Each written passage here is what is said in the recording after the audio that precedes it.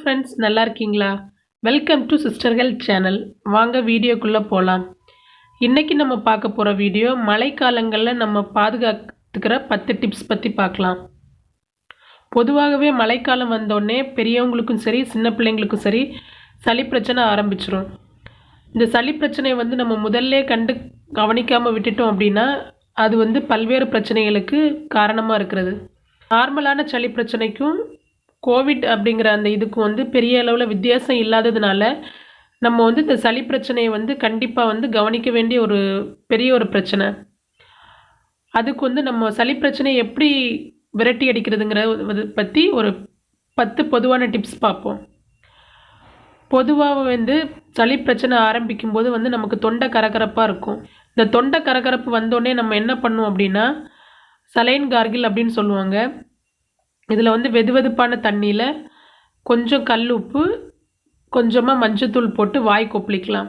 வாய் கொப்பளிக்கிறது அப்படின்னா நம்ம தொண்டை வரைக்கும், நம்ம எந்த இடத்துல தொண்டை கரகரப்பாக இருக்கோ அந்த இடம் வரைக்கும் நம்ம அந்த கொப்பளிக்கிற அந்த தண்ணி போகணும். இந்த சளி பிரச்சனை ரெண்டாவது அப்படின்னா இந்த சளி பிரச்சனை இருக்கும்போது ஒரு 2-3 மிளகை நம்ம மென்று நாக்கு கடியில் வச்சுக்கலாம். அந்த ஜூஸ் அந்த மிளகோட ஜூஸ் இறங்கிக்கிட்டே இருக்கும் வாயில்.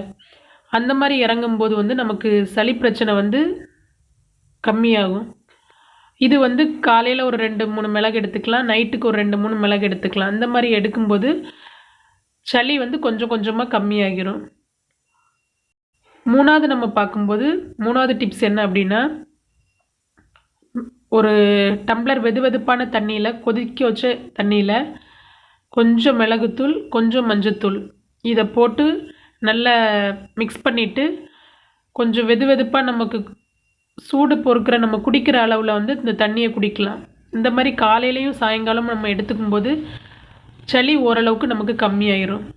நாலாவது டிப்ஸ் என்ன அப்படின்னா நமக்கு தெரியும் வெத்தலை.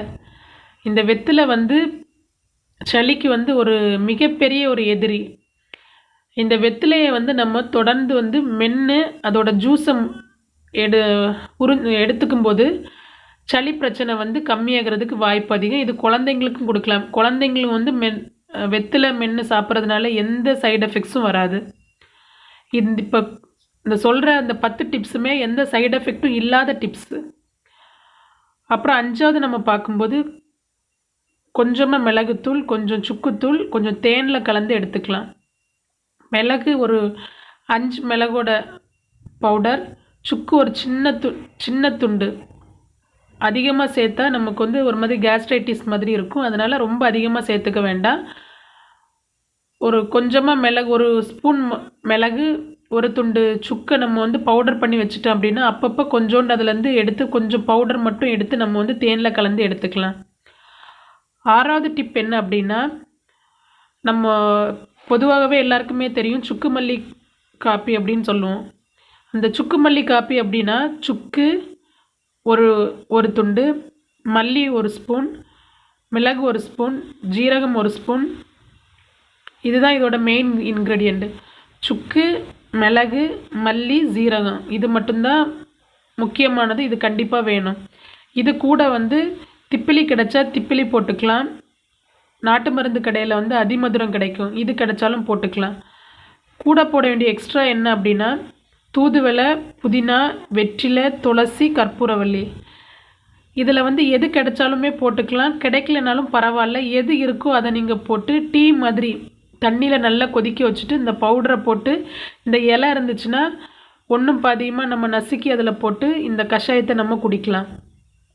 இது குடிக்கிறதுக்கு மூலமாக நம்மளோட சளி பிரச்சனை தொடர்ந்து காலையில், மத்தியானம், நைட்டு இல்லை காலையில் நைட்டு உங்களுக்கு எப்போ டைம் இருக்குமோ நம்ம டீக்கு பதிலாக இதை கூட குடிக்கலாம். இதை குடிக்கும்போது நமக்கு சளி பிரச்சனை ரொம்ப கம்மியாகும். அடுத்து நம்ம பார்க்கும்போது 7வது டிப் என்ன அப்படின்னா இந்த தூதுவளை, புதினா, வெற்றிலை, துளசி, கற்பூரவள்ளி இது எது கிடைச்சாலும் இதை நம்ம பச்சையாகவே மென்று சாப்பிட்லாம்.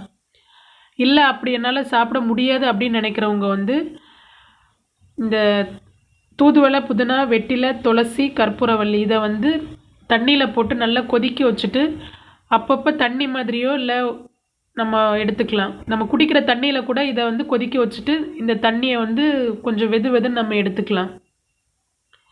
8வது நம்ம டிப்ஸ்னால் சளி ரொம்ப அதிகமாகிடுச்சு, சளி பிடிச்சிருக்கு, சளி வந்து கட்டி கட்டியாக இருக்குது அப்படின்னும்போது என்ன பண்ணலான்னா தேங்காய் எண்ணெய் வந்து சூடாக்கிட்டு அந்த தேங்காய் எண்ணெயில் கொஞ்சமாக பச்சை கற்பூரம் போட்டு